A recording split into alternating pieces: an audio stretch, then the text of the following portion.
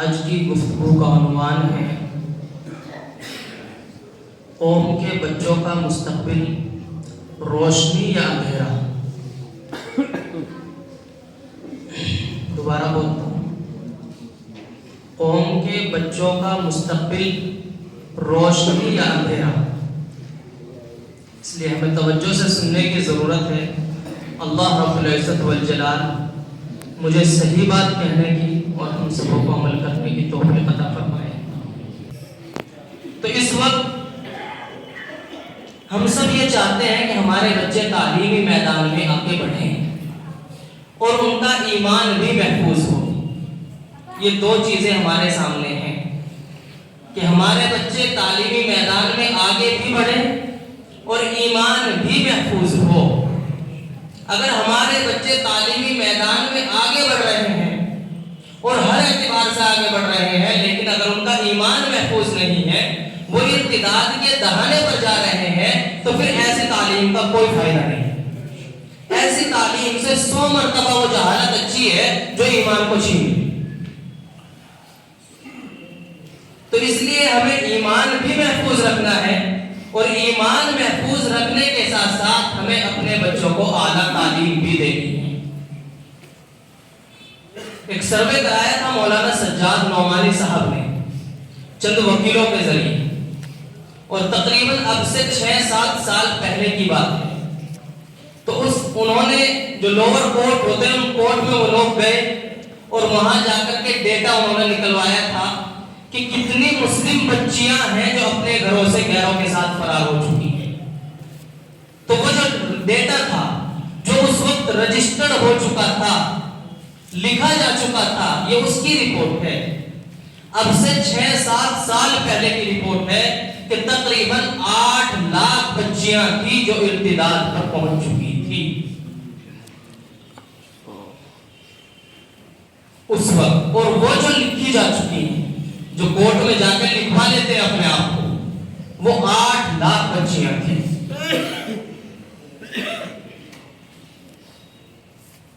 یہ حالات کیوں بنے؟ ایسے حالات ہم پر کیوں آئے؟ تو اس کی جو موٹی سی بات سمجھ میں آئی وہ یہ ہے کہ ہمیں جو قوم کے لیے خدمت کرنی تھی ہم نے نہیں کی۔ جہاں پیسہ ہمیں لگانا تھا ہم نے وہاں نہیں لگایا۔ آج جتنے تعلیمی نظام ہیں، جتنے اسکول کالج ہیں، یونیورسٹیاں ہیں، اللہ ماشاءاللہ ایک آدھ کو چھوڑ کر کے اکثر غیروں کے تحت ہیں، اپنی نہیں ہیں، اپنے اسکول نہیں ہیں، اپنے کالج نہیں ہیں، اپنی یونیورسٹیاں نہیں ہیں۔ جب ہمارے بچے وہاں جائیں گے تو جانے کے بعد جس رنگ میں وہ رنگیں گے وہ رنگ ان پہ چڑھے گا۔ ایک ہی کمرے کے اندر لڑکے بھی پڑھ رہے ہوں، لڑکیاں بھی پڑھ رہی ہوں، اور وہ جوان ہوں، ان کے اندر خواہشات ہوں اور وہ محفوظ رہ جائیں، یہ دوستو ہماری سوچ ہو سکتی ہے، ایسا نہیں ہے۔ تو ایمان تو جائے گا، جس رنگ میں وہ رنگیں گے، جس ماحول کے اندر رہیں گے، صحبت کا اثر آتا ہے۔ یہ اسی کی دین تھی جو یہ ہوا ہے، ہو رہا ہے، بڑھتا جا رہا ہے۔ یہ نہیں کہ اب سے پہلے ہو چکا بس اب نہیں ہو رہا ہے۔ تو اس کے لیے ہمیں ضرورت کس بات کی ہے؟ ہمیں ضرورت اس بات کی ہے کہ ہم اپنے اسکول اور کالج قائم کریں۔ ہمیں اپنے اسکول بنانے ہوں گے، اللہ کرے ہمیں وہ توفیق دے، اور ان اسکولوں کے اندر ہم ایسی تعلیم، ایسی معیاری تعلیم دے کہ ان کی فیسیں بھی کم ہوں اور تعلیم اعلیٰ معیار کی ہو۔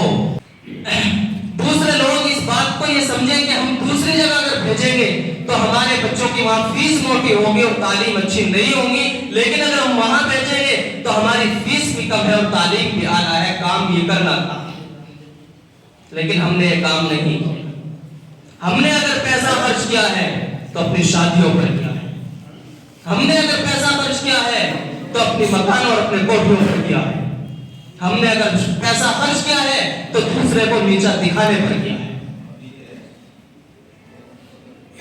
دوستو، جو پیسہ قوم کے بچوں پر لگنا تھا وہ پیسہ وہاں نہ لگا، جس کی وجہ سے آج یہ حالات ہمیں دیکھنے پڑے۔ اس لیے میں نے عنوان جو دیا ہے موضوع جو دیا ہے وہ یہی ہے کہ آنے والے جو بچے ہیں ان کا مستقبل روشن ہے یا اندھیرا. اگر آج بھی ہم انہیں حالات میں ڈوبے رہیں اور ہم نہ نکلے ان حالات سے, ہم نے اپنے اسکول کالج قائم نہ کیے, تو پھر ہمارے بچوں کا جو فیوچر ہے, ہمارے بچوں کا جو مستقبل ہے, وہ آج کے ان حالات سے بھی کہیں زیادہ بدتر ہوگا. ہمارے لیے بھی سہولتیں ہیں, لیکن جو پریشانیاں ہیں اسے بھی ہم جانتے ہیں, لیکن آنے والے بچوں کے لیے اس سے بھی زیادہ خطرناک ماحول ہو. تو اس لیے ہمیں اس بات کو سوچنا ہے دوستو, اور اس میں ہم سب شامل ہیں. یہ نہیں کہ جو مالدار ہیں وہی خرچ کرتے ہیں, میں پہلے بھی اس بات کو کہہ چکا ہوں. سب شامل ہیں, جس کی جتنی حیثیت ہے. اگر کسی کی 1 لاکھ کی ہے وہ 2 لاکھ خرچ کرتا ہے, کسی کی 2 کی ہے تو 5 خرچ کرتا ہے, اور کسی کی 5 کی ہے وہ 10 خرچ کرتا ہے, جس کی 10 کی ہے وہ 20 خرچ کرتا ہے, 20 والا 30 اور 30 والا 50, 50 والا کروڑوں خرچ کرتا ہے. تو اس حمام کے اندر ننگے سب ہیں. کوئی یہ کہے کہ میں نے تو 1 لاکھ لگایا ہے, 2 لاکھ لگائے ہیں, فلاں نے 1 کروڑ لگایا ہے, تیرا انتظام 1 کا تھا اس لیے تم نے 2 لگائے. تجھے خطرہ یہ تھا کہ 1 کروڑ لگا دوں گا تو قرض خواہ جو قرض لینے والے ہیں تجھے زندہ نہیں چھوڑیں گے. دلوں کے ارادے یہی ہوتے ہیں. تو اس لیے سب ملوث ہیں, چاہے وہ چھوٹے ہوں یا بڑے. تو اس لیے دوستو ہمیں کوئی کام اگر کرنا ہے تو سوچنا پڑے گا. یہاں حضرات یہاں کے بھی ہیں اور باہر کے بھی بہت سارے حضرات آتے ہیں, دیہات کے بہت سارے حضرات آتے ہیں, وہ مسجدوں کے ذمہ دار بھی ہیں, کمیٹیوں کے ممبر بھی ہیں. تو جس کے پاس کوئی ذمہ داری ہے اس بات کو سوچنا پڑے گا, اسے لوگوں کو لے کر کے بیٹھنا پڑے گا, اور لوگوں کی اس بات سے کہ لوگ کیا کہیں گے بے پرواہی برتنی پڑے گی. کیونکہ آج جو سارا سسٹم ہے وہ اسی وجہ سے ہے کہ اگر ہم نے یہ پیسہ بجائے شادی میں خرچ کرنے کے تعلیم پہ خرچ کر دیا, اور لوگوں کو ہم نے دعوتیں نہ کھلائی, جن کی دعوتیں ہم نے کھا رکھی ہے ان کو دعوتیں نہ کھلائی, ہم نے شادی کے اندر اتنا بڑا اسٹیج نہ سجایا, اتنے آئٹم ہم نے شادی میں نہ بنوائے, تو لوگ کیا کہیں گے. یہ وہ جملہ ہے دوستو جو ہمیں پڑھنے نہیں دے رہا ہے. صحیح بتا رہا ہوں, یہی جملہ ہے جو ہمیں آگے نہیں بڑھنے دے رہا ہے. اس لیے ہمیں اگر کوئی بھی نیک کام کرنا ہے تو ہمیں سب سے پہلے 3 چیزوں سے لڑنا پڑے گا. سب سے پہلے اپنے نفس سے لڑنا پڑے گا. یہ نفس یہی کہے گا کہ تو نے اگر اتنا خرچ نہ کیا, تو نے اگر ایسا نہ کیا تو لوگ کیا کہیں گے. تو سب سے پہلے ہمیں اپنے نفس سے لڑنا پڑے گا. اس کے بعد شیطان سے لڑنا پڑے گا. شیطان نہ جانے کیسے کیسے وسوسے ڈالے گا, ایسا پروگرام سجائیے, ایسا کام کیجئے, تیری واہواہی ہوگی, دکھلاوا کروائے گا, نہ جانے کیا کیا کروائے گا. تو یہ وسوسے آئیں گے, تو یہ شیطان سے لڑنا پڑے گا. اور تیسرا ہمیں معاشرے سے لڑنا پڑے گا. لوگ کیا کہیں گے, کہنے والے بھی ہم ہی ہیں دوستو. اس بات کو اگر ہم دوسری طرف سے دیکھیں کہ ایک بندے کو یہ خطرہ ہے کہ میں نے اگر ایسا نہ کیا تو لوگ کیا کہیں گے, تو کہنے والے کون ہیں؟ فرشتے ہیں, جنات ہیں, کون ہے؟ کوئی دوسری خلائی مخلوق ہے؟ کہنے والے بھی تو ہم ہی ہیں. اگر ہم اپنے آپ کو ٹھیک کر لیں, کسی نے ہمیں دعوت نہیں دی, کسی نے ہمیں نہیں پوچھا, تو ہم یہ بھی تو کہہ سکتے ہیں اس کی کوئی مجبوری نہیں ہوگی. لیکن ہم روٹ جاتے ہیں, شکوے شکایتیں کرتے ہیں, بتاتے پھرتے ہیں. تو اس لیے جو کہہ رہا ہے یہ دوسری بات ہے کہ ایک تو ہمیں اپنے آپ کو اس بات پر ابھارنا ہوگا کہ ہمیں کسی کو نہیں کہنا ہے. جو جیسا کر رہا ہے وہ اخلاص کے ساتھ صحیح کر رہا ہے تو اللہ اس کی اس نیک نیت کا ثواب بھی دے گا. وہ غلط کر رہا ہے تو غلط کرنے کا گناہ اسے ہوگا, ہم اپنے آپ کو ٹھیک کریں. لیکن دوسری بات جو میں لے کے چل رہا تھا وہ یہی ہے کہ معاشرے میں لوگ کہیں گے, یہ طے ہے. سب کو ٹھیک کرنا بہت مشکل ہے. اللہ کے رسول صلی اللہ علیہ وسلم سے بہتر کوئی شخص آ سکتا ہے؟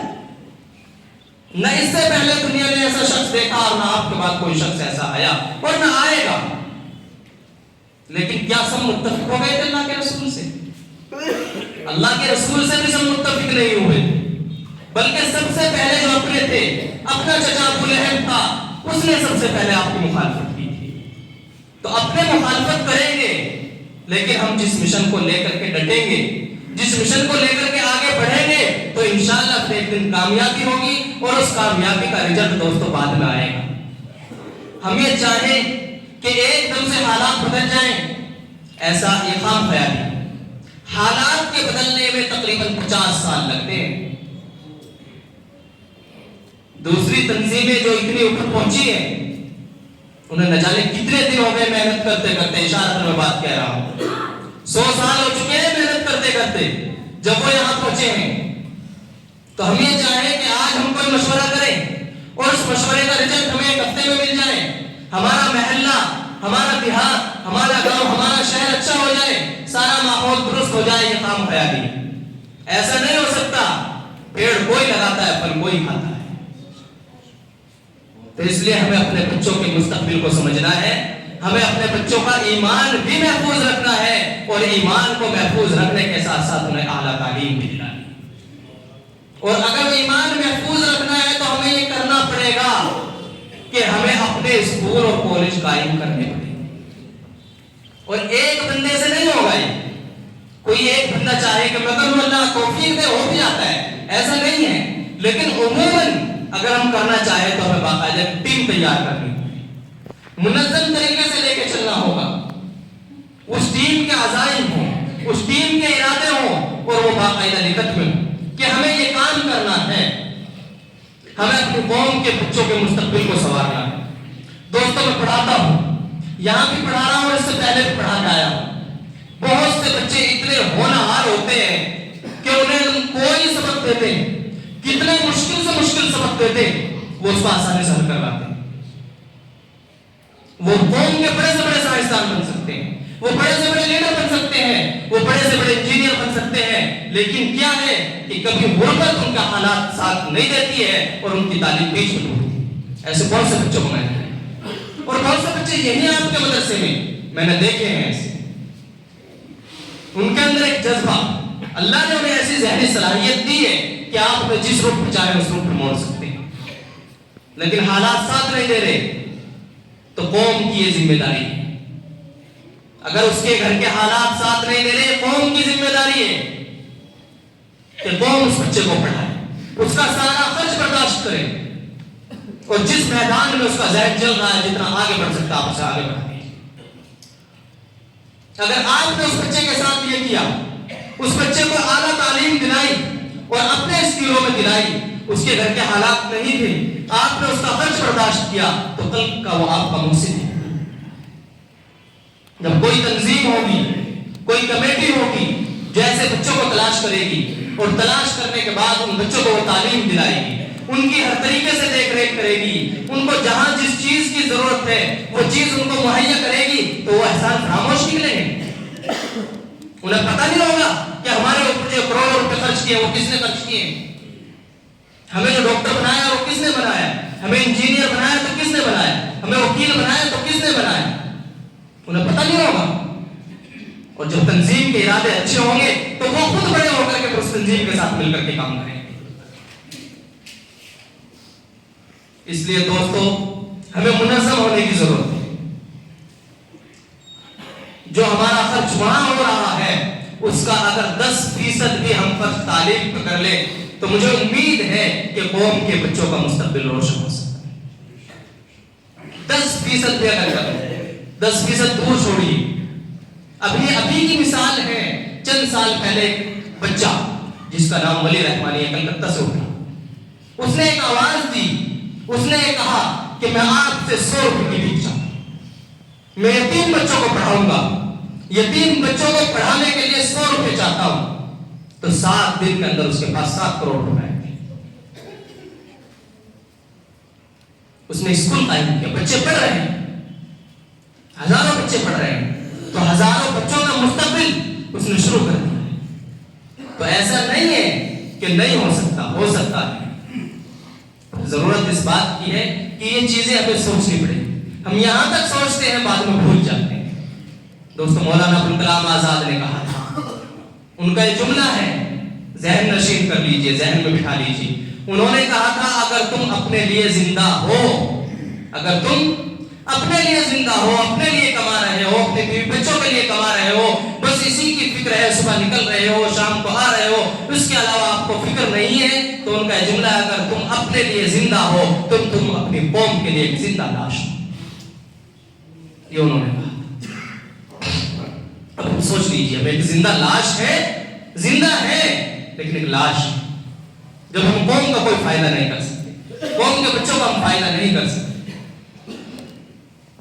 اور مولانا علی میاں ندوی صاحب نے فرمایا تھا, ان کا بھی ایک جملہ ہے, انہوں نے کہا تھا کہ اگر تم نے لوگوں کو 5 وقت کا نمازی بنا دیا, اسی کی تناظر انہوں نے ایک جملہ فرمایا تھا کہ اگر تم نے لوگوں کو, تمام مسلمانوں کو 5 وقت کا نمازی نہیں بلکہ تہجد گزار بنا دیا, تمام مسلمان 5 وقت کی نماز کے ساتھ ساتھ تہجد کی نماز بھی ادا کرتے ہیں, ایسا بھی آپ نے بنا دیا, لیکن ان کا سیاسی شعور بیدار نہ کیا, انہیں حالات سے واقف نہ کرایا, تو ایک وقت آئے گا کہ تہجد دور کی بات 5 وقت کی نماز پڑھنی مشکل ہو جائے گی.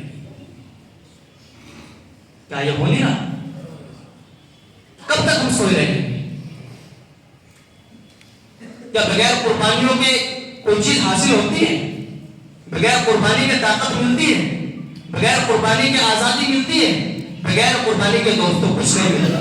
قربانی دینی پڑے گی, اپنے پیسے کی قربانی دینی پڑے گی, اپنے حالات کی قربانی دینی پڑے گی, اپنے وقت کی قربانی دینی پڑے گی, لوگوں کے تانے سننے پڑیں گے, اور تانے سن کر کے پھر ہم یہ کوئی کام کر سکتے ہیں جس سے ہمیں لگے کہ ہمارے جو قوم کے بچے ہیں, ہم صرف اپنے بچوں کو اپنا بچہ نہ سمجھیں. قوم کے جتنے بچے ہیں وہ سارے کے سارے اپنے بچے ہیں.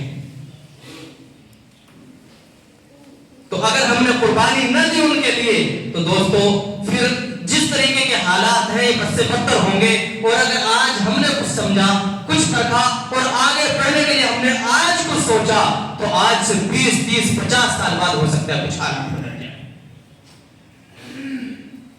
اگر آج ہم نے حالات بدل لیے تو دوستو جو ہماری قوم کے بچے ہیں, جو آج چھوٹے چھوٹے بچے ہیں, وہ بڑے ہو کر کے دعائیں کریں گے, وہ کہیں گے کہ ہمارے بڑوں نے اچھا سوچا اچھے وقت پر, وہ ہمیں دعائیں دیں گے.